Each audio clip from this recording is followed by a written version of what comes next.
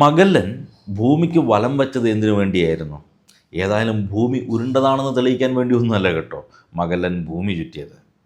Scientific temper മൂത്ത് പഴുത്ത യുക്തിവാദികൾ പറഞ്ഞുണ്ടാക്കുന്ന വിവരക്കേടാണ്. Galileo ഭൂമി ഉരുണ്ടതാണെന്ന് കണ്ടുപിടിച്ചു, അത് പറഞ്ഞിട്ട് ആരും വിശ്വസിക്കാത്തത് കൊണ്ട് പിന്നീട് മഗല്ലൻ തോണിയെടുത്ത് തുഴഞ്ഞ് ഭൂമിക്ക് ചുറ്റും പോയി വന്നുകൊണ്ട് ഭൂമി ഉരുണ്ടതാണെന്ന് തെളിയിച്ചു. ഇതാണ് ഇവന്മാരുടെ ചരിത്രബോധവും സയൻറ്റിഫിക് ടെമ്പറും. യഥാർത്ഥത്തിൽ അതൊന്നുമല്ല കേട്ടോ സംഭവിച്ചത്. ഭൂമി ഉരുണ്ടതാണെന്ന് തെളിയിക്കാനൊന്നും അല്ല മഗല്ലൻ പോയത്. മാത്രമല്ല മഗല്ലൻ ആ യാത്ര പൂർത്തീകരിക്കുന്നൊന്നുമില്ല. വഴിയിൽ വെച്ച് അദ്ദേഹം വധിക്കപ്പെടുകയാണ്. കയ്യിലിരിപ്പിൻ്റെ ഗുണം കാരണം കൊല്ലപ്പെട്ടു എന്ന് പറയുന്നതായിരിക്കും കൂടുതൽ ശരി. മഗല്ലൻ ഭൂമിക്ക് വലം വെച്ച് ഭൂമി ഉരുണ്ടതാണെന്ന് തെളിയിച്ചു എന്നൊക്കെ പറയുന്നത് പച്ചക്കള്ളമാണ്. പിന്നീട് എൽക്കാനോ ആണ് ഈ എക്സ്പെഡിഷൻ പൂർത്തിയാക്കുന്നത്. ഈ എക്സ്പെഡിഷനെ നമ്മൾ മഗല്ലൻ എൽക്കാനോ എക്സ്പെഡിഷൻ എന്നാണ് വിളിക്കുന്നത്. 270 ക്രൂ മെമ്പേഴ്സിനെയും വഹിച്ചുകൊണ്ട് 5 കപ്പലുകളിലാണ് മഗല്ലൻ്റെ എക്സ്പെഡിഷൻ ആരംഭിക്കുന്നത്. എന്നാൽ തിരിച്ചെത്തുന്നത് എൽക്കാനോയുടെ നേതൃത്വത്തിൽ വിക്ടോറിയ എന്ന ഒരേ ഒരു കപ്പൽ മാത്രമാണ്. 18 പേർ മാത്രമാണ് ഈ യാത്ര പൂർത്തീകരിച്ച് തിരിച്ചെത്തുന്നത്. മാത്രമല്ല ഇതിൽ ചെറിയൊരു ട്വിസ്റ്റ് കൂടിയുണ്ട്. മഗല്ലൻ്റെ ടീം യാത്ര പൂർത്തീകരിക്കുന്നതിന് മുൻപ് ഭൂമി വലം വെച്ച് തീർത്ത മറ്റൊരു വ്യക്തി മിക്കവാറും ഉണ്ടാകാനുള്ള എല്ലാ സാധ്യതയുമുണ്ട്. ആ വ്യക്തിയെയും നമ്മൾ ഇന്നത്തെ വീഡിയോയിൽ പരിചയപ്പെടുന്നതായിരിക്കും. അപ്പോൾ ശരിക്കും ഈ മഗല്ലൻ്റെ യാത്രയുടെ ഉദ്ദേശം എന്തായിരുന്നു? മഗല്ലൻ്റെ യാത്ര എന്ന് പറയുന്നത് കോളനിവൽക്കരണത്തിൻ്റെ ഭാഗമായിട്ട് യൂറോപ്യന്മാർ നടത്തിക്കൊണ്ടിരുന്ന തുടർച്ചയായ യാത്രകളുടെ ഭാഗം തന്നെയായിരുന്നു. ഉദാഹരണത്തിന് വാസ്കോഡ ഗാമ ഇന്ത്യയിലേക്ക് വന്നതുപോലെ അവർ സ്പൈസ് റൂട്ട് കണ്ടുപിടിക്കുന്നതിൻ്റെയും കോളനിവൽക്കരണത്തിൻ്റെയും ഭാഗമായി നടത്തിയ യാത്രകൾ. ഈ യാത്രകളുടെയൊക്കെ പ്രധാന ഉദ്ദേശം ഒന്ന് പോകുന്നിടത്ത് കോളനികൾ സ്ഥാപിച്ച് അവിടുത്തെ സ്പൈസസ് യൂറോപ്പിലേക്ക് എത്തിക്കുക എന്നതാണ്. 2 മതപരിവർത്തനമാണ്. ക്രിസ്തുമതം കിഴക്കൻ രാജ്യങ്ങളിലേക്ക് വ്യാപിപ്പിക്കുക എന്ന ലക്ഷ്യം. അപ്പോൾ ഈ മഗല്ലൻ മരിച്ച് 40 വർഷങ്ങൾക്ക് ശേഷം ജനിച്ച ഗലീലിയോ ഭൂമി ഉരുണ്ടതാണെന്ന് പറഞ്ഞിട്ട് കത്തോലിക്ക സഭ വിശ്വസിച്ചില്ല എന്ന് പറയുന്നവർ മനസ്സിലാക്കുക, അതിനു മുൻപേ മതം പ്രചരിപ്പിക്കുന്നതിന് വേണ്ടി തന്നെ പടിഞ്ഞാറ് കൂടി കിഴക്കേക്ക് യാത്ര ചെയ്തവരാണ് ക്രിസ്ത്യാനികൾ. ഭൂമി ഉരുണ്ടതോ പരന്നതോ എന്നുള്ളത് അവിടെ തർക്ക വിഷയമേ ആയിരുന്നില്ല. അപ്പോൾ സ്വാഭാവികമായും ഒരു സംശയം ഉണ്ടാകാം, ഇവർ ഈ സമുദ്രപാതകളൊക്കെ കണ്ടുപിടിക്കുന്നതിന് മുൻപ് യൂറോപ്യന്മാർക്കാർക്കും ഏഷ്യയുമായി വ്യാപാര ബന്ധമില്ലായിരുന്നു? യൂറോപ്യന്മാരെ സംബന്ധിച്ചിടത്തോളം കരമാർഗം ഏഷ്യയിലേക്ക് വരാനുള്ള സിൽക്ക് റൂട്ടുകളൊക്കെ ഉണ്ടായിരുന്നു. അതുകൂടാതെ ചെങ്കടൽ വഴിയായും ഒക്കെ പണ്ട് തൊട്ടേ ഇന്ത്യയിലേക്ക് കപ്പൽ മാർഗവും ഉണ്ടായിരുന്നു. എന്നാൽ ഇസ്ലാമിക കോൺക്വസ്റ്റ് നടക്കുന്നതിലൂടെ ഇതിലൂടെയുള്ള പല മാർഗങ്ങളും ഇവർക്ക് അടഞ്ഞു പോകുന്നു, ആക്സസബിൾ അല്ലാതാകുന്നു. അതോടെയാണ് യൂറോപ്യന്മാർ ചിന്തിക്കാൻ തുടങ്ങുന്നത് കരമാർഗമല്ലാതെ കടലിലൂടെയും ഇന്ത്യയിലേക്കും കിഴക്കേഷ്യൻ രാജ്യങ്ങളിലേക്കുമൊക്കെ എങ്ങനെ എത്താം. അങ്ങനെയാണ് സമുദ്രമാർഗം അന്വേഷിച്ചുള്ള യാത്ര തുടങ്ങുന്നത്. അപ്പോൾ കിഴക്കോട്ട് പോകാൻ സമുദ്രത്തിലൂടെ കിഴക്കോട്ട് സഞ്ചരിക്കണം അല്ലേ? പക്ഷേ യൂറോപ്യന്മാരെ സംബന്ധിച്ചിടത്തോളം കാര്യങ്ങൾ അത്ര ഈസിയല്ല. ഇതാ ഈ മാപ്പിൽ കാണുന്ന പോലെ വലിയൊരു ആഫ്രിക്കൻ ലാൻഡ് മാസ് ഉണ്ട്. അപ്പോൾ ആഫ്രിക്ക വളഞ്ഞു വേണം തിരിച്ച് കിഴക്കോട്ട് രാജ്യങ്ങളിലേക്ക് യാത്ര ചെയ്യാൻ. അപ്പോൾ ഇതിലൂടെയുള്ളൊരു സമുദ്രപാത കണ്ടുപിടിക്കാനായിട്ടാണ് ബർത്തലോമിയോ ഡയസ് 1488 പുറപ്പെട്ട് കേപ്പ് ഓഫ് ഗുഡ് ഹോപ്പിലെത്തി തിരിച്ചു പോകുന്നത്. അതായത് ആഫ്രിക്കൻ ടിപ്പ് കണ്ടുപിടിച്ചു. എവിടം വരെയാണ്, എത്ര ദൂരമാണ് താഴോട്ട് തെക്കോട്ട് പോകേണ്ടത് എന്ന് കണ്ടുപിടിച്ചു. ഇനി വളഞ്ഞ നേരെ മേലോട്ട് പോയി കഴിഞ്ഞാൽ ഇന്ത്യയിലേക്ക് എത്താമെന്ന് അദ്ദേഹത്തിന് ഉറപ്പായിരുന്നു. അദ്ദേഹം തിരിച്ചുപോയി. അതിനുശേഷം ഈ യാത്ര പൂർത്തീകരിക്കുന്നതാരാണ്? വാസ്കോഡ ഗാമ 1498 അദ്ദേഹം കോഴിക്കോട് വന്ന് കപ്പലിറങ്ങി. അപ്പോൾ ഈ പോർച്ചുഗൽ ഇത്തരം സമുദ്രയാത്രകൾ അവർ മുൻപേ തന്നെ മാസ്റ്റർ ചെയ്തിട്ടുണ്ടായിരുന്നു. അപ്പോൾ ഈ യാത്രയുടെ ഒരു പ്രശ്നം ഇതാണ്, ഈ ആഫ്രിക്ക ഇത് വളഞ്ഞ് താഴെ പോയി വളഞ്ഞ് വേണം മേലോട്ട് തിരിച്ച് കിഴക്കൻ രാജ്യങ്ങളിലേക്ക്, ഏഷ്യൻ രാജ്യങ്ങളിലേക്ക് എത്താൻ. ഈ വളച്ചു ചുറ്റൽ എങ്ങനെ ഒഴിവാക്കാം എന്നതാണ് യൂറോപ്യന്മാർ, പ്രത്യേകിച്ച് സ്പെയിൻകാർ ആലോചിക്കുന്നത്.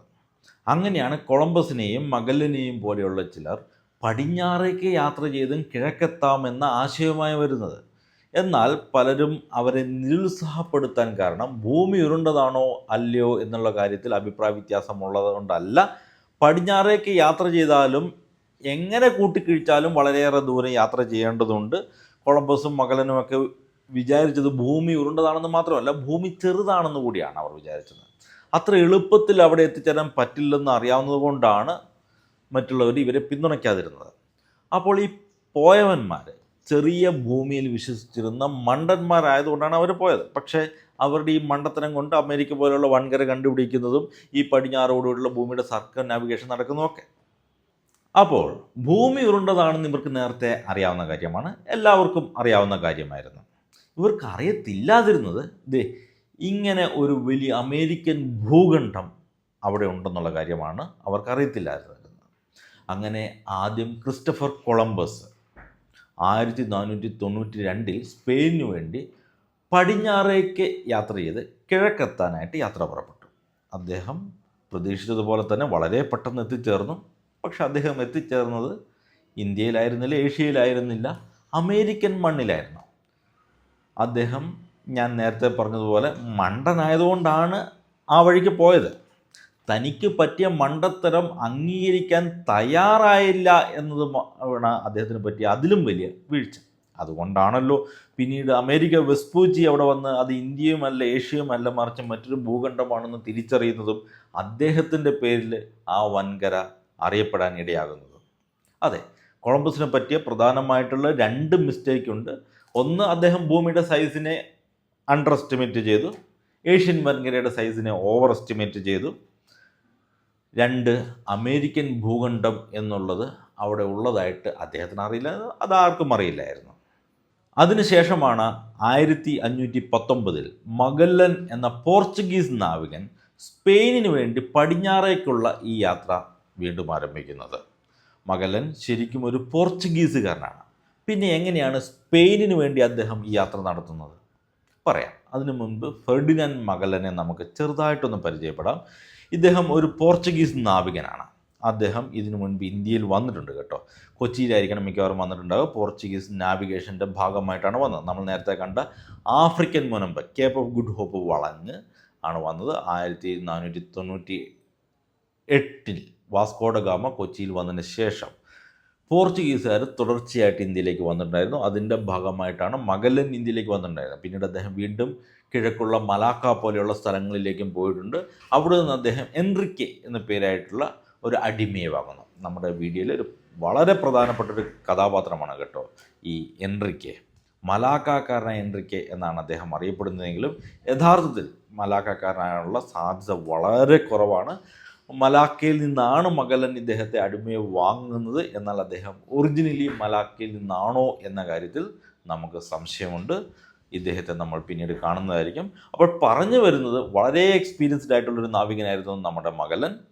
കിഴക്കൻ സമുദ്രപാതകളും രാജ്യങ്ങളും ഒക്കെ വളരെ പരിചയമുള്ള വ്യക്തിയായിരുന്നു. കിഴക്കോട്ട് യാത്ര ചെയ്ത് മലാക്ക വരെ വന്നിട്ടുമുണ്ടായിരുന്നു. അതെ, സമുദ്രപാതകൾ മാത്രമല്ല, മാപ്പുകൾ വരയ്ക്കുന്നതിലും നാവിഗേഷനിലുമൊക്കെ ഇദ്ദേഹം പ്രഗത്ഭനായിട്ടുള്ള വ്യക്തിയായിരുന്നു. 1513 വാസ്കോ നൂനസ് ഡി ബൽബോവ പനാമയിലെ ഇസ്മസ് മുറിച്ച് കടന്ന് അമേരിക്കയിൽ നിന്നും പസഫിക് സമുദ്രത്തെ നേരിട്ട് കാണുന്ന ആദ്യ യൂറോപ്യനായി മാറി. കൊളംബസ് കണ്ടെത്തിയത് ഏഷ്യയല്ല, മറിച്ച് തികച്ചും വ്യത്യസ്തമായ മറ്റൊരു വൻകരയാണെന്നും അതിനപ്പുറം വിശാലമായ മറ്റൊരു സമുദ്രമുണ്ടെന്നും അതിനപ്പുറത്താണ് ഏഷ്യ ഉള്ളതെന്നും ലോകത്തിന് തെളിയിച്ചു. ഇത് മഗല്ലനെ വളരെയേറെ സ്വാധീനിച്ചു. ആഫ്രിക്ക ചുറ്റിപ്പോകുന്നത് പോലെ തന്നെ തെക്കോട്ട് പോയി അമേരിക്കൻ വൻകരയും ചുറ്റി ഏഷ്യയിലേക്ക് എത്താമെന്ന് അദ്ദേഹം മനസ്സിലാക്കി.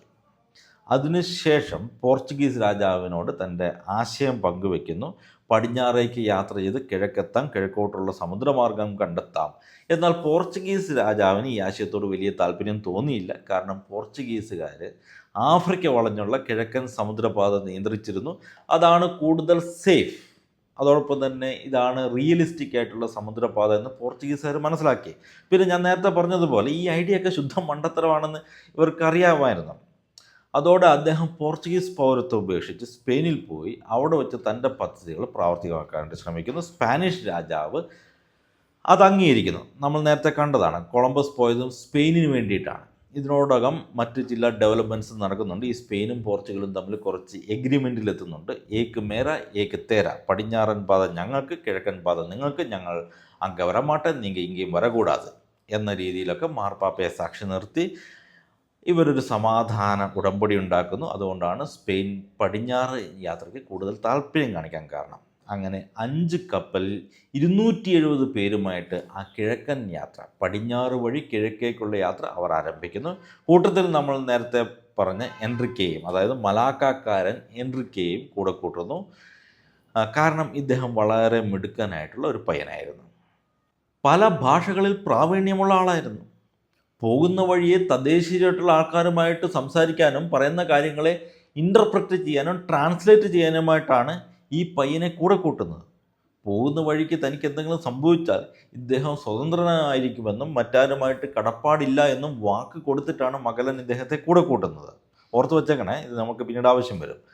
നേരത്തെ കൊളംബസ് പടിഞ്ഞാറേക്ക് പോയപ്പോൾ അദ്ദേഹത്തിന് അവിടെ അമേരിക്ക എന്നൊരു ഭൂഖണ്ഡമേ ഉള്ളതായിട്ട് അറിയില്ലായിരുന്നു. എന്നാൽ ഇപ്രാവശ്യം മഗല്ലന് വളരെ കൃത്യമായി അറിയാം അമേരിക്ക എന്നൊരു ഭൂഖണ്ഡം അവിടെ ഉണ്ട്. അതുകൊണ്ട് നേരെ പടിഞ്ഞാറേക്ക് വെച്ച് പിടിച്ചാൽ കിഴക്കത്തില്ല എന്നറിയാവുന്നതുകൊണ്ട് അദ്ദേഹം നേരെ തെക്കോട്ട് തന്നെ, അതായത് താഴേക്ക് പോയി. യൂറോപ്യന്മാർ എന്തിനാണ് ഈ പടിഞ്ഞാറൻ റൂട്ട് കണ്ടുപിടിക്കാൻ ഇത്ര വ്യഗ്രത കാണിക്കുന്നത്? ഈ കിഴക്കൻ റൂട്ടിൻ്റെ പ്രശ്നം ഇതാണ്. ഈ കാണുന്ന ആഫ്രിക്കൻ ടിപ്പ് വളഞ്ഞു വേണം താഴോട്ട് പോയിട്ട് തെക്കോട്ട് പോയി ആഫ്രിക്കൻ ടിപ്പ് വളഞ്ഞു വേണം തിരിച്ച് മേലോട്ട് പോകാൻ. എന്നാൽ പടിഞ്ഞാറേക്ക് പോകുമ്പോൾ ഈ പ്രശ്നം പരിഹരിക്കപ്പെടുന്നുണ്ടോ? ഇല്ല. കാരണം സൗത്ത് അമേരിക്കയുടെ അറ്റം ടിപ്പ് കിടക്കുന്നത് ആഫ്രിക്കയുടെ ടിപ്പിനേക്കാളും താഴെയാണ്. അതെ, ഈ മാപ്പ് നോക്കിയാൽ നിങ്ങൾക്ക് മനസ്സിലാവും ഇതൊന്നും വളഞ്ഞ് തിരിഞ്ഞ് മേലോട്ട് പോകണമെങ്കിൽ ആഫ്രിക്കൻ ടിപ്പ് വളയുന്നതിനേക്കാൾ വലിയ റിസ്ക്കാണ്. ഇത് പണ്ടാരാണ്ട് പറഞ്ഞതുപോലെ പട പേടിച്ച് പന്തളത്ത് ചെന്നപ്പോൾ പന്തം കൊളുത്തിപ്പട എന്ന് പറഞ്ഞ അവസ്ഥയായി. അപ്പോൾ ഏതായാലും ഇദ്ദേഹം തെക്കോട്ടേക്ക് താഴേക്ക് യാത്ര ചെയ്യുന്നു. ഇതിന് മറ്റൊരു കാരണം കൂടി ഉണ്ട് കേട്ടോ. ഇദ്ദേഹം പോർച്ചുഗീസുകാരനാണ്, അവിടുന്ന് ഓടിപ്പോയതാണ്. അപ്പോൾ ഇതൊരു തരം മത്സരമാണ്. കോളനി വൽക്കരണത്തിലും മതീശത്വം സ്ഥാപിക്കുന്നതിലുമൊക്കെ സ്പെയിനും പോർച്ചുഗലും തമ്മിൽ വല്ലാത്തൊരു മത്സരം ഉണ്ടായിരുന്നു. ഇന്ന് അമേരിക്കയും റഷ്യയും തമ്മിലൊക്കെ മത്സരം നടക്കുന്നത് പോലെ.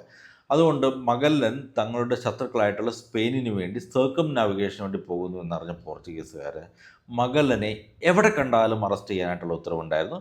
അതുകൊണ്ട് നേരെ വിട്ടു കഴിഞ്ഞാൽ മിക്കവാറും പോർച്ചുഗീസുകാരുടെ പിടിയിലകപ്പെടാൻ സാധ്യതയുള്ളതുകൊണ്ട് അദ്ദേഹം നേരെ ഇന്നത്തെ ബ്രസീലിലുള്ള സ്പാനിഷ് താവളത്തിലേക്ക് വെച്ച് പിടിക്കുന്നത്.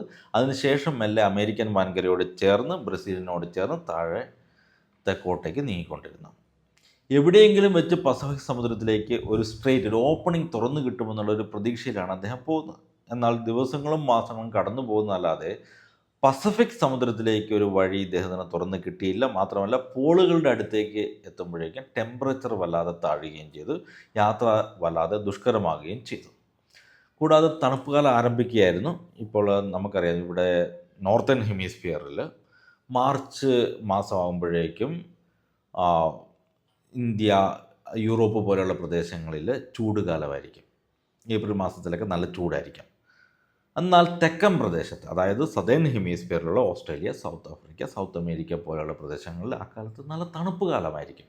നമുക്കിവിടെ ചൂടുകാലം, നോർത്തേൺ ഹെമിസ്ഫിയറിൽ ചൂട് കാലമാണെങ്കിൽ സദേൺ ഹെമിസ്ഫിയറിൽ തണുപ്പ് കാലമായിരിക്കും. അങ്ങനെ തണുപ്പ് കാലം ആരംഭിച്ചതുകൊണ്ടും മുന്നോട്ടുള്ള യാത്ര ദുഷ്കരമായതുകൊണ്ടും അവർ അവിടെ തമ്പടിക്കുന്നു. ഇന്നത്തെ അർജൻറ്റീന തീരത്ത് തമ്പടിക്കുന്നു. ഈ അമേരിക്കൻ തീരങ്ങളിൽ നിന്നും കുറച്ച് ഭക്ഷണങ്ങളൊക്കെ ഇവർ കരുതുന്നുണ്ട്. ഏതായാലും തുടർന്ന് യാത്ര ചെയ്യാനുള്ള പരിശ്രമങ്ങൾക്കിടയിൽ ഇന്നത്തെ അർജൻറ്റീന തീരത്ത് വെച്ച് സാന്റിയാഗോ എന്ന പേരുള്ള ഒരു കപ്പൽ തകരുന്നു. അതിലുണ്ടായിരുന്ന ക്രൂ മെമ്പേഴ്സ് പക്ഷേ രക്ഷപ്പെടുന്നുണ്ട്. ബാക്കിയുള്ളവർ കൂടെ അവർ ചേർന്ന് യാത്ര ചെയ്യുന്നു. അങ്ങനെ തണുപ്പ് കാലം കഴിയുന്നത് വരെ ഏകദേശം 5 മാസം അവർ അർജൻറ്റീന തീരത്ത് തമ്പടിച്ചു. അതിനുശേഷം കാലാവസ്ഥ ഇമ്പ്രൂവ് ആകുന്നതിനനുസരിച്ച് പിന്നീട് കുറച്ചുകൂടി തെക്കോട്ടേക്ക് നീങ്ങുന്നു. അതിനിടയിൽ മഗല്ലൻ്റെ മൊരട്ട് സ്വഭാവം പലർക്കും ഇഷ്ടപ്പെടാതെ വരുന്നുണ്ട്. അവർക്കിടയിൽ കലാപങ്ങളുണ്ടാകുന്നു. ഈ കപ്പലുകൾ തമ്മിൽ ചേരി തിരിഞ്ഞ് പൊരിഞ്ഞ് പോരാട്ടം നടക്കുന്നുണ്ട്. അതിൽ കലാപകാരികളായ പല നാവികരെയും മഗല്ലൻ അറസ്റ്റ് ചെയ്ത് തടവിലാക്കുന്നു. ചിലരെ മഗല്ലൻ വധിക്കുന്നു. ഏതായാലും മഗല്ലൻ ഈ കലാപങ്ങളെ അടിച്ചമർത്തി ബാക്കിയുള്ളവരെയും കൂടെ ചേർത്ത് അദ്ദേഹം യാത്ര തുടരുന്നു. ഇന്ന് നമ്മുടെ സ്ട്രേറ്റ് ഓഫ് ഹോർമൂസ് പോലെ അവർ അവിടെ പുതിയൊരു സ്ട്രേറ്റ്, ഒരു ഇടനാഴി കണ്ടുപിടിക്കുന്നുണ്ട്. സ്ട്രേറ്റ് ഓഫ് മഗല്ലൻ എന്നാണ് ഇടനാഴിയുടെ പേര്. പക്ഷേ അന്ന് മഗല്ലൻ അതിനിട്ട പേര് സകല പുണ്യവാന്മാരുടെയും പേരിലാണ്, സ്ട്രേറ്റ് ഓഫ് ഓൾ സെയിൻസ്. പിന്നീടാണ് ഇതിന് മഗല്ലൻ്റെ പേര് കിട്ടുന്നത്. അന്ന് നവംബർ 1 സകല പുണ്യവാന്മാരുടെയും ദിനമായതുകൊണ്ടാണ് സ്ട്രേറ്റ് ഓഫ് ഓൾ സെയിൻസ് എന്ന് പേരിടുന്നത്. ഈ ഇടനാഴി കടന്ന് പസഫിക് സമുദ്രത്തിൽ കടന്നപ്പോൾ ആനന്ദാശ്രുക്കൾ പൊഴിച്ചുകൊണ്ടാണ് മഗല്ലൻ പ്രതികരിച്ചത്. ഏറ്റവും ഒടുവിൽ ഈ സ്ട്രെയിറ്റ് പാസ് ചെയ്യുന്നതിനിടയ്ക്ക് ഒരു കപ്പൽ നേരെ തിരിച്ച് സ്പെയിനിലേക്ക് എസ്കേപ്പായി ഓടുന്നുണ്ട് കേട്ടോ ഇവരുടെ കൂട്ടത്തിൽ. അപ്പോൾ സോഫാർ ഒരു കപ്പൽ തകർന്നു, സാന്റിയാഗോ തകർന്നുപോയി. മറ്റൊരു കപ്പൽ തിരിച്ച് എസ്കേപ്പായി ഓടി. ബാക്കി 3 കപ്പലുകളാണ് Strait of Magellan, Strait of All Saints കടന്ന് പസഫിക് സമുദ്രത്തിൽ പ്രവേശിച്ചതും ഏഷ്യയിലേക്ക് യാത്ര തിരിച്ചതും. പിന്നെ ഈ ശാന്തസമുദ്രം എന്ന് പറയുന്നുണ്ടല്ലോ, പസഫിക് ഓഷ്യൻ, അതിന് ഈ പേരിടുന്നത് മഗല്ലനാണ് കേട്ടോ. 1520 സ്ട്രെയിറ്റ് ഓഫ് മഗല്ലൻ പിന്നിട്ട് പുതിയൊരു സമുദ്രത്തിലേക്ക് എത്തിയപ്പോൾ അറ്റ്ലാന്റിക്കിനെ അപേക്ഷിച്ച് അങ്ങേറ്റം ശാന്തമായൊരു സമുദ്രമാണ് അവിടെ കണ്ടത്. അതുകൊണ്ട് തന്നെ മാർ പസഫിക്കോ, ശാന്തസമുദ്രം എന്ന് അദ്ദേഹം അതിന് പേര് നൽകി. എന്നാൽ മഗല്ലൻ കരുതിയതിലും വളരെ വലുതായിരുന്നു ആ ശാന്തസമുദ്രം. അദ്ദേഹം പ്രതീക്ഷിച്ചതിലും വളരെ നീണ്ട യാത്രയായിരുന്നു അവരെ അവിടെ കാത്തിരുന്നത്. ഇവിടെയാണ് മഗല്ലന് ഏറ്റവും വലിയ മണ്ടത്തരം പറ്റിയത്. ഞാൻ നേരത്തെ പറഞ്ഞതുപോലെ അദ്ദേഹം ഏഷ്യയുടെ വലുപ്പത്തെ ഓവർ എസ്റ്റിമേറ്റ് ചെയ്തിട്ടുണ്ട്, ഭൂമിയുടെ മൊത്തത്തിലുള്ള സൈസിനെ അണ്ടർ എസ്റ്റിമേറ്റ് ചെയ്തിട്ടുണ്ട്. മാസങ്ങളോളം കര കാണാതെയുള്ള യാത്ര, കടുത്ത പട്ടിണി, രോഗം, മരണം എന്നിവയായിരുന്നു ആ ശാന്തസമുദ്രം അവർക്കായി കരുതി വെച്ചത്. ഏഷ്യ അമേരിക്കയോട് വളരെ ചേർന്നാണ് കിടക്കുന്നതെന്ന് തെറ്റിദ്ധാരണയായിരുന്നു അദ്ദേഹത്തിനുണ്ടായിരുന്നത്. ഒന്നുമില്ലെങ്കിലും പോകുന്ന വഴിക്ക് എവിടെയെങ്കിലും ചെറിയ ചെറിയ ദ്വീപുകളെങ്കിലും ഉണ്ടാകുമെന്ന പ്രതീക്ഷ അദ്ദേഹത്തിനുണ്ടായിരുന്നു. അവിടെ നിന്ന് തനിക്ക് ആവശ്യമുള്ള ഭക്ഷണം കാര്യങ്ങളൊക്കെ ശേഖരിക്കാമെന്നായിരുന്നു അവർ കരുതിയത്. എന്നാൽ അദ്ദേഹത്തിൻ്റെ ഈ ധാരണകളൊക്കെ തികച്ചും അസ്ഥാനത്തായിരുന്നു. അവർക്ക് കയ്യിലുണ്ടായിരുന്ന ഭക്ഷണം തീർന്നു പോകുന്നു, ചില ഭക്ഷണങ്ങളൊക്കെ കേടായി പോകുന്നു, കുറച്ച് എലി തിന്ന് തീർക്കുന്നു. അങ്ങനെ ഇവർ പട്ടിണിയായി, എല്ലും തോലുമായി. പോകുന്ന വഴിയിലൊക്കെ ചെറിയ ചെറിയ ദ്വീപുകൾ കാണുന്നുണ്ടെങ്കിലും ഒന്നും തന്നെ മനുഷ്യവാസമില്ലാത്തതായിരുന്നു. അതുകൊണ്ട് അവർക്ക് കാര്യമായ ഭക്ഷണമൊന്നും എവിടെ നിന്നും കിട്ടുന്നില്ല. അങ്ങനെ ക്രൂ മെമ്പേഴ്സിന് സ്കാർവി പിടിപെടുന്നു. പിന്നെ അവസാനം കപ്പലിലുണ്ടായിരുന്ന എലിയെയൊക്കെ പിടിച്ചു തിന്നിട്ടാണ് അവർ ജീവൻ നിലനിർത്തുന്നത്. അവസാനം മാർച്ച് 6, 1521 എല്ലാ പ്രതീക്ഷകളും അസ്തമിച്ച് മരണത്തെ കാത്തു കഴിയുമ്പോൾ ഗുവാം എന്ന ദ്വീപിലേക്ക് ഈ 3 കപ്പലുകളെത്തി. ഇതുവരെ കണ്ട നിർജ്ജനമായ ദ്വീപുകളെ അപേക്ഷിച്ച് അവിടെ ജനവാസ മേഖലകളായിരുന്നു. വളരെയേറെ പ്രതീക്ഷയോടും ആശ്വാസത്തോടും കൂടിയാണ് യൂറോപ്യന്മാർ അവിടെ പ്രവേശിക്കുന്നത്. പക്ഷേ പിന്നീട് അവിടെ നടന്നത് കൂട്ടക്കൊലയാണ്. ഗുവാമിലെ തദ്ദേശീയരായ ചമോറോ എന്ന ജനത കപ്പലിൽ കയറി ചെറിയ ബോട്ടും ചില വസ്തുക്കളുമൊക്കെ കൊണ്ടുപോയതിനെ തുടർന്നാണ് അവിടെ സംഘർഷം ഉടലെടുക്കുന്നത്. പ്രകോപിതനായ മഗല്ലൻ കരയിലേക്ക് ഇറങ്ങുകയും ഏകദേശം 7 തദ്ദേശീയരെ കൊല്ലുകയും അവരുടെ വീടുകളും ബോട്ടുകളും തീയിട്ട് നശിപ്പിക്കുകയും ചെയ്തു. പിന്നെ തങ്ങൾക്ക് ആവശ്യമുള്ള ഭക്ഷണങ്ങളൊക്കെ അവിടെ നിന്ന് ശേഖരിച്ച് യൂറോപ്യന്മാർ അവിടെ നിന്ന് പുറപ്പെടുന്നു. കള്ളന്മാരുടെ ദ്വീപ് എന്നാണ് മഗല്ലൻ ഈ ദ്വീപുകളെ വിളിച്ചത്. യഥാർത്ഥത്തിൽ അവിടെ കൊള്ള നടത്തിയ യൂറോപ്യന്മാരാണ്. മാത്രമല്ല ആ ദ്വീപ് നിവാസികൾ മോഷ്ടിക്കണമെന്ന ഉദ്ദേശത്തിൽ വന്നവരൊന്നും ആയിരുന്നില്ല. ആ ദ്വീപ് നിവാസികൾക്ക് യൂറോപ്യന്മാർ ശീലിച്ചിരുന്ന വസ്തു ഉടമസ്ഥാവകാശത്തെക്കുറിച്ച്, അതായത് പ്രൈവറ്റ് പ്രോപ്പർട്ടിയെക്കുറിച്ച് കാര്യമായ ധാരണ ഉണ്ടായിരുന്നില്ല. ഈ ഒരു തെറ്റിദ്ധാരണയായിരുന്നു യഥാർത്ഥത്തിൽ സംഘർഷത്തെ കലാശിച്ചത്. അക്രമത്തിൻ്റെ തീവ്രത വെച്ച് നോക്കുമ്പോൾ നിസ്സഹായരായ ഒരു ജനതയ്ക്ക് മേൽ യൂറോപ്യന്മാർ നടത്തിയ ഒരു കടന്നാക്രമണമായിട്ടാണ്, ഒരു കൂട്ടക്കൊല തന്നെയാണ് ചരിത്രം ഇതിനെ രേഖപ്പെടുത്തുന്നത്. ഗുവാമിൽ നിന്നും പുറപ്പെട്ട് ഏകദേശം 10 ദിവസത്തിന് ശേഷം 1521 മാർച്ച് 16 അവർ ഫിലിപ്പീൻസിലെ ഹൊമോൻഹോൺ ദ്വീപിൽ എത്തിച്ചേരുന്നത്. അവിടെ നിന്നാണ് മഗല്ലൻ്റെ മരണം അടക്കം വളരെ സംഭവബഹുലമായ സംഭവങ്ങളുടെ തുടക്കം. ആദ്യമായാണ് യൂറോപ്യന്മാർ ഫിലിപ്പീൻസിലെ ദ്വീപ് സമൂഹങ്ങളിൽ ചെന്നെത്തുന്നതെങ്കിലും ഫിലിപ്പീനികളെ ഇവർ കാണുന്നത് ആദ്യമായിട്ടൊന്നുമല്ല കേട്ടോ. കാരണം ഈ ഫിലിപ്പീനോസിന് യൂറോപ്യന്മാർ മുന്നേ വന്നിട്ടുള്ള മലാക്കയിലും ഇന്തോനേഷ്യയിലുമെല്ലാം ശക്തമായ വ്യാപാര ബന്ധമുണ്ടായിരുന്നു. ഇതാണ് ഞാൻ നേരത്തെ പറഞ്ഞത്, നമ്മൾ നേരത്തെ കണ്ട മലാക്കക്കാരൻ എൻറിക്കെ, അതായത് മഗല്ലൻ്റെ അടിമ, മിക്കവാറും മലാക്കക്കാരനായി ആകാനുള്ള യാതൊരു സാധ്യതയുമില്ല. മലാക്കയിൽ പോർച്ചുഗീസുകാർ കണ്ടുമുട്ടിയ വ്യാപാരികളും അവർ വാങ്ങിയ അടിമകളും എല്ലാം പലരും ഫിലിപ്പീനോകളായിരുന്നു. മാർച്ച് 27 കപ്പലുകൾ അവിടെ നിന്നും പുറപ്പെട്ട് വീണ്ടും യാത്ര തുടരുന്നു. ഏപ്രിൽ 7 സെബുവാനോ ഐലൻഡിൽ മഗല്ലൻ്റെ കപ്പലുകൾ കരക്കെടുക്കുന്നു. ഏപ്രിൽ 14 അവിടുത്തെ രാജാവായിട്ടുള്ള ഹുമാബോൺ കുടുംബസമേതം ജ്ഞാനസ്നാനമേറ്റ് ക്രിസ്തുമതം സ്വീകരിക്കുന്നു. അതിനുശേഷം ഏകദേശം 2200 സെബു ദ്വീപ് നിവാസികളും ക്രിസ്തുമതം സ്വീകരിച്ചു. മഗല്ലൻ ഇവിടുത്തെ രാജാവുമായി സഖ്യത്തിലാകുകയും ചെയ്തു. പക്ഷേ ഹുമബോൻ്റെ മനസ്സിൽ മറ്റ് ചില കാര്യങ്ങളൊക്കെയായിരുന്നു. വളരെ അഡ്വാൻസ്ഡ് ആയിട്ടുള്ള യൂറോപ്യന്മാരുടെ ആയുധങ്ങളൊക്കെ കണ്ടപ്പോൾ അദ്ദേഹത്തിൻ്റെ ശത്രു രാജാവായിട്ടുള്ള ലാപ്പുവിനെ ഒരു പാഠം പഠിപ്പിക്കാൻ മഗല്ലനുമായി സഖ്യം ചേർന്നാൽ സാധിക്കുമെന്ന് അദ്ദേഹം കരുതി. ക്രിസ്തുമതത്തിലേക്ക് മതം മാറാനോ സ്പെയിൻകാരുടെ അധികാരം അംഗീകരിക്കാനോ വിസമ്മതിച്ച ലാപ്പുവിനെ എളുപ്പത്തിൽ യുദ്ധത്തിൽ പരാജയപ്പെടുത്താമെന്ന് കരുതി മഗല്ലൻ 60 പേരെയും കൂട്ടി ലാപ്പുവിൻ്റെ മക്താൻ ദ്വീപിലേക്ക് ഇരച്ചു കയറി. അപ്പോൾ ഇതാണ് നമ്മുടെ മക്താൻ യുദ്ധം. അതെ, ഈ മക്താൻ യുദ്ധത്തിൽ വെച്ചിട്ടാണ് മഗല്ലൻ വധിക്കപ്പെടുന്നത്. സ്വന്തം കയ്യിലിരിപ്പിൻ്റെ ഗുണം കൊണ്ട് മഗല്ലൻ വധിക്കപ്പെടുന്നത്. മക്താൻകാരുടെ സൈനിക ശക്തി അദ്ദേഹം കുറച്ചു കണ്ടു. അവരെ എതിരേറ്റത് 1500ഓളം മക്താൻ പടയാളികളായിരുന്നു. അവരുടെ അമ്പിനും വില്ലിനും മുൻപിൽ പിടിച്ചു നിൽക്കാനായിട്ട് യൂറോപ്യന്മാർക്ക് സാധിച്ചില്ല. മാത്രമല്ല മഗല്ലനെ ടാർഗറ്റ് ചെയ്ത് മക്താൻകാർ വധിക്കുകയും ചെയ്തു. ഇപ്പോഴാണ് നമ്മൾ നേരത്തെ കണ്ട എൻറിക്കയുടെ കാര്യം പ്രസക്തമാകുന്നത്. അദ്ദേഹം ഈ ഫിലിപ്പീനോ ഐലൻഡുകളിലുള്ള ആൾക്കാരുമായിട്ട് വളരെ എളുപ്പത്തിൽ കമ്മ്യൂണിക്കേറ്റ് ചെയ്തു എന്നതുകൊണ്ട് തന്നെ അദ്ദേഹത്തെ യഥാർത്ഥത്തിൽ മലാക്കയിൽ നിന്നാണ് മഗല്ലൻ വാങ്ങുന്നതെങ്കിലും ഫിലിപ്പീൻസ് ദ്വീപ് സമൂഹത്തിൽപ്പെട്ട ആരോ ആയിരുന്നു എന്ന് വ്യക്തമാണ്. കാരണം സെബു ദ്വീപിലെത്തിയപ്പോൾ സർപ്രൈസിംഗ്ലി സെബുവാനോക്കാരുടെ ഭാഷ വളരെ വ്യക്തമായിട്ട് ഇദ്ദേഹത്തിന് വശമുണ്ടായിരുന്നു.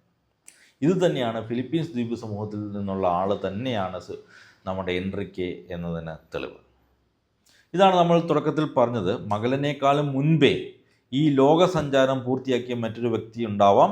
അത് മറ്റാരുമല്ല, നമ്മുടെ മലാക്കക്കാരനായ എൻറിക്കെ തന്നെയാണ്.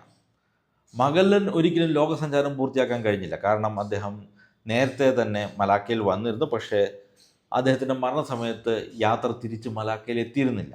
അങ്ങനെ തിരിച്ച് എത്തിയിരുന്നെങ്കിൽ വ്യക്തിപരമായിട്ട് ഭൂമി ചുറ്റി സഞ്ചരിച്ചു എന്ന് അദ്ദേഹത്തിന് അവകാശപ്പെടാമായിരുന്നു. എന്നാൽ എൻറിക്കെ തൻ്റെ ജന്മദേശത്ത് തിരിച്ചെത്തുന്നതോടെ അദ്ദേഹം ഭൂമിക്ക് ചുറ്റും ഒരു വലയം വെച്ച് കഴിഞ്ഞു. പോകുന്ന വഴിക്ക് തനിക്ക് എന്തെങ്കിലും പറ്റിക്കഴിഞ്ഞാൽ എൻറിക്കെ സ്വതന്ത്രനാകാമെന്നൊരു വാഗ്ദാനം മഗല്ലൻ ഇദ്ദേഹത്തിന് കൊടുത്തിട്ടുണ്ടായിരുന്നു അല്ലേ. അപ്പോൾ മഗല്ലൻ്റെ മരണശേഷം എൻറിക്കെ സ്വതന്ത്രനാക്കപ്പെടേണ്ടതായിരുന്നു. എൻറിക്കെ അപ്പോൾ ഉണ്ടായിരുന്ന തൻ്റെ ജന്മനാടിന് അടുത്ത് എവിടെയോ ആയിരുന്നു എന്നുള്ളത് കൊണ്ട് തന്നെ അവിടെ വെച്ച് സ്വതന്ത്രനാക്കപ്പെടുക എന്നത് എൻറിക്കെ സംബന്ധിച്ചിടത്തോളം വലിയൊരു കാര്യമായിരുന്നു. മഗല്ലൻ്റെ മരണശേഷം എൻറിക്കെ സ്വതന്ത്രനാക്കപ്പെടേണ്ടതായിരുന്നു. എൻറിക്കെ അപ്പോൾ ഉണ്ടായിരുന്നത് തൻ്റെ ജന്മനാടിനടുത്ത് എവിടെയോ ആയിരുന്നു എന്നുള്ളത് കൊണ്ട് തന്നെ അവിടെ വെച്ച് സ്വതന്ത്രനാക്കപ്പെടുക എന്നത് എൻറിക്കെ സംബന്ധിച്ചിടത്തോളം വലിയൊരു കാര്യമായിരുന്നു. എന്നിരുന്നാലും മഗല്ലൻ്റെ മരണശേഷം തിരഞ്ഞെടുക്കപ്പെട്ട പുതിയ കമാൻഡർമാരായ ദുവാർത്തെ ബാർബോസയും യുവാൻ സെറാനോയും കരുതിയത് എൻറിക്കെ അങ്ങ് പറഞ്ഞു വിട്ട പ്രശ്നമാണ്. കാരണം ഈ യാത്രയുടെ നട്ടെല്ല് ഇദ്ദേഹമാണ്. ഈ യാത്രയിലുടനീളം തദ്ദേശീയരോട് ആശയവിനിമയം നടത്താനും പരിഭാഷ ചെയ്യാനും വ്യാഖ്യാനിക്കാനും ഒക്കെ ഉണ്ടായിരുന്നത് ഈ പയ്യനാണ്. അതുകൊണ്ട് ഇവർ ഇദ്ദേഹത്തെ സ്വതന്ത്രനാക്കിയില്ല, നിർബന്ധപൂർവ്വം കൂടെ കൂട്ടി. പക്ഷേ എൻറിക്കെ ആരാമോൻ യൂറോപ്യന്മാർക്ക് വേണ്ടി തദ്ദേശീയരോട് സംസാരിച്ചത് എൻറിക്കെയാണ്. ഈ എൻറിക്കെ ഫിലിപ്പീനുകളോട് എന്താണ് സംസാരിക്കുന്നത് യൂറോപ്യന്മാർക്ക് വല്ല പിടിയുമുണ്ടോ? പണി വരുന്നുണ്ടവർ അച്ഛാ. നമ്മൾ നേരത്തെ കണ്ട സെബു ദ്വീപിലെ രാജാവായിട്ടുള്ള ഹുമബോൺ, അതായത് ക്രിസ്തുമതം സ്വീകരിച്ച ഗഡി, മഗല്ലൻ്റെ മരണശേഷം പുതിയതായി തിരഞ്ഞെടുക്കപ്പെട്ട കമാൻഡർമാർ ഉൾപ്പെടെ ആ യാത്രാ സംഘത്തിലെ 30ഓളം വരുന്ന ഉന്നത ഉദ്യോഗസ്ഥന്മാരെയൊക്കെ കൂട്ടി ഒരു വിരുന്നങ്ങ് വെച്ചു. പക്ഷേ വിരുന്ന് അവസാനിക്കാറായപ്പോഴേക്കും നമ്മുടെ ഹുമബോൺ രാജാവിൻ്റെ സ്വരം മാറി. കയ്യിൽ കിട്ടി യൂറോപ്യന്മാരെയൊക്കെ വകവരുത്തി. ഇതിൻ്റെ പിന്നിലെ കാഞ്ഞ ബുദ്ധി ആരുടേതാണെന്ന് പ്രത്യേകിച്ച് പറയേണ്ട കാര്യമില്ലല്ലോ. അങ്ങനെ എൻറിക്കെ അവിടെ വെച്ച് സ്വതന്ത്രനാകുന്നു. വിരുന്നിൽ പങ്കെടുക്കാതിരുന്ന കപ്പലിലുണ്ടായിരുന്ന യൂറോപ്യന്മാർ ജീവനും കൊണ്ട് രക്ഷപ്പെടുന്നു. അപ്പോൾ അവർക്ക് നിലവിൽ 3 കപ്പലുകൾ ഉണ്ടായിരുന്നു. ഈ 3 കപ്പലുകളും ഒരുമിച്ച് കൊണ്ടുപോകാൻ ബുദ്ധിമുട്ടായതുകൊണ്ടും നിലവിലുള്ള അംഗസംഖ്യ പര്യാപ്തമല്ലാത്തതുകൊണ്ടും അവർ ഇതിലൊരു കപ്പൽ നശിപ്പിക്കുന്നു. ബാക്കിയുള്ളവർ മറ്റ് 2 കപ്പലുകളിലായിട്ട് യാത്ര തുടരുന്നു. ജാവോ ലോപ്പസ് കാർവാലോ ഈ എക്സ്പെഡിഷൻ്റെ പുതിയ നേതാവായി തിരഞ്ഞെടുക്കപ്പെട്ടുവെങ്കിലും ക്രൂ മെമ്പേഴ്സിനിടയിൽ അസംതൃപ്തി വർദ്ധിച്ചതുകൊണ്ട് അദ്ദേഹം ആ സ്ഥാനത്ത് നിന്ന് ഒഴിയുന്നു. മാർട്ടിൻ മെൻഡസും ഗോൺസാലോ ഡി എസ്പിനോസയും ട്രിനിഡാഡ് എന്ന കപ്പലിൻ്റെയും യുവാൻ സെബാസ്റ്റ്യൻ എൽക്കാനോ വിക്ടോറിയയുടെയും ക്യാപ്റ്റന്മാരെ തിരഞ്ഞെടുക്കപ്പെടുന്നു. 1521 ഡിസംബർ 21 എൽക്കാനോയുടെ നേതൃത്വത്തിലുണ്ടായിരുന്ന വിക്ടോറിയ കപ്പൽ ഇന്ത്യൻ മഹാസമുദ്രത്തിലൂടെ പടിഞ്ഞാറേക്ക് തന്നെ യാത്ര ചെയ്ത് തങ്ങളുടെ മടക്കയാത്ര ആരംഭിക്കുന്നത്. എന്നാൽ ട്രിനിഡാഡ് വന്ന വഴി കിഴക്കോട്ട് യാത്ര ചെയ്ത് പടിഞ്ഞാറേക്ക് പസഫിക് സമുദ്രം വഴി മടങ്ങാൻ ശ്രമിച്ചു. എന്നാൽ വഴിയിൽ വെച്ച് പട്ടിണിയും രോഗവും കാരണം അതിൽ പലരും മരണപ്പെടുന്നു. പട്ടിണി കിടന്ന് അസ്ഥികൂടമായി തീർന്ന ബാക്കിയുണ്ടായിരുന്ന ക്രൂ മെമ്പേഴ്സ് പോർച്ചുഗീസുകാരുടെ പിടിയിലകപ്പെടുന്നു. നമ്മൾ നേരത്തെ കണ്ടതാണ്. ഈ മഗല്ലൻ സംഘത്തെ പിടികൂടാനായിട്ട് പോർച്ചുഗീസുകാർ നേരത്തെ തന്നെ പരിശ്രമിച്ചുകൊണ്ടിരുന്നതാണ്. പിന്നീട് ഇവരുടെ ഈ കപ്പൽ തകർന്ന് തരിപ്പണമാകുകയും ചെയ്യുന്നുണ്ട്. എന്നാൽ മെയ് 6-ാം തീയതി 1522 വിക്ടോറിയ കപ്പൽ കേപ്പ് ഓഫ് ഗുഡ് ഹോപ്പ് വളഞ്ഞ് ആഫ്രിക്കൻ മുനമ്പ് കടന്നു. പക്ഷേ അവരും പട്ടിണിയിലും പരിവട്ടത്തിലുമായിരുന്നു. ഉടനെ എവിടെയെങ്കിലും നിർത്തി എന്തെങ്കിലും ഭക്ഷണം ശേഖരിച്ചില്ല എങ്കിൽ പട്ടിണി കിടന്ന് മരിക്കുമെന്നുള്ളതുകൊണ്ട് എൽക്കാനോ പോർച്ചുഗീസ് അധീന മേഖലയായിട്ടുള്ള കേപ്പ് വെർഡയിൽ അടുക്കാനായിട്ട് തീരുമാനിക്കുന്നു. മഗല്ലൻ്റെ പരിവേഷണ സംഘത്തിലെ അംഗമാണ് എന്ന് മനസ്സിലാക്കിയാൽ പോർച്ചുഗീസുകാർ അറസ്റ്റ് ചെയ്യുമെന്നുള്ളതുകൊണ്ട് അമേരിക്കയിൽ നിന്നും വരുന്ന സ്പാനിഷ് കപ്പൽ എന്ന വ്യാജേനയാണ് അവരവിടെ അടുക്കുന്നത്. എന്നാൽ ഈ കപ്പലുകളിൽ കിഴക്കൻ രാജ്യങ്ങളിൽ നിന്നുള്ള ഗ്രാമ്പുവും കറുവാപ്പട്ടയും പോലെയുള്ള സ്പൈസസ് ആണെന്ന് പോർച്ചുഗീസുകാർ ഉടനെ തന്നെ മനസ്സിലാക്കി കൂട്ടത്തിലുണ്ടായിരുന്ന 13 പേരെ പോർച്ചുഗീസുകാർ അറസ്റ്റ് ചെയ്യുന്നു. എന്നാൽ എൽക്കാനോ ബാക്കിയുള്ളവരുമായി എത്രയും പെട്ടെന്ന് തടി തപ്പുന്നു. പുറകെ അവരെ ചേസ് ചെയ്തുകൊണ്ട് പോർച്ചുഗീസുകാരും. എന്നാൽ 1522 സെപ്റ്റംബർ 6-ാം തീയതി എൽക്കാനോയുടെ നേതൃത്വത്തിൽ വെറും 18 ക്രൂ മെമ്പേഴ്സുമായി വിക്ടോറിയ സ്പാനിഷ് തീരത്തടുത്തു. സ്പെയിനിലെ ചാൾസ് രാജാവ് നീയാണ് എന്നെ ആദ്യമായി ചുറ്റിയത് എന്ന് രേഖപ്പെടുത്തിയ ഒരു ഗ്ലോബ് എൽക്കാനോയ്ക്ക് സമ്മാനിക്കുകയും ചെയ്തു. ഇതിനും 40 വർഷങ്ങൾക്ക് ശേഷമാണ് ഗലീലിയോ ജനിക്കുന്നത്. ഗലീലിയോയുടെ കഥ നമുക്ക് അടുത്ത വീഡിയോയിൽ കാണാം. 1522 നീണ്ട പര്യവേഷണത്തിന് ശേഷം എൽക്കാനോയുടെ സംഘം സ്പെയിനിൽ തിരിച്ചെത്തിയപ്പോൾ വളരെ വിചിത്രമായൊരു സത്യം അവർ തിരിച്ചറിഞ്ഞു. അവർക്കൊരു ദിവസം മിസ്സായി, ഒരു ദിവസം ഇടയിൽ നഷ്ടപ്പെട്ടു. അവരുടെ കപ്പൽ രേഖപ്രകാരം അന്ന് ബുധനാഴ്ചയായിരുന്നെങ്കിലും യഥാർത്ഥത്തിൽ അന്ന് വ്യാഴാഴ്ചയായിരുന്നു. സത്യത്തിൽ പടിഞ്ഞാറൻ ദിശയിലേക്ക് സഞ്ചരിച്ചപ്പോൾ സൂര്യൻ്റെ ചലനത്തിനൊപ്പം നീങ്ങുന്നത് കൊണ്ട് ഓരോ ദിവസവും ഒരല്പം ദീർഘിച്ച് കിട്ടുന്നു അവർക്ക്. അവസാനം അവർക്ക് ഒരു ദിവസം നഷ്ടപ്പെടുകയും ചെയ്യുകയായിരുന്നു. ഇന്നും നമ്മൾ പടിഞ്ഞാറൻ ദിശയിലേക്ക് യാത്ര ചെയ്ത് തിരിച്ച് കിഴക്കെത്തി നമ്മൾ യാത്ര ചെയ്ത സ്ഥലത്തേക്ക് തിരിച്ചെത്തുമ്പോൾ നമുക്ക് ആക്ച്വലി ഉണ്ടായിരുന്ന ദിവസങ്ങളെക്കാളും ഒരു ദിവസം കുറച്ചായിരിക്കും എക്സ്പീരിയൻസ് ചെയ്യാൻ സാധിക്കുക.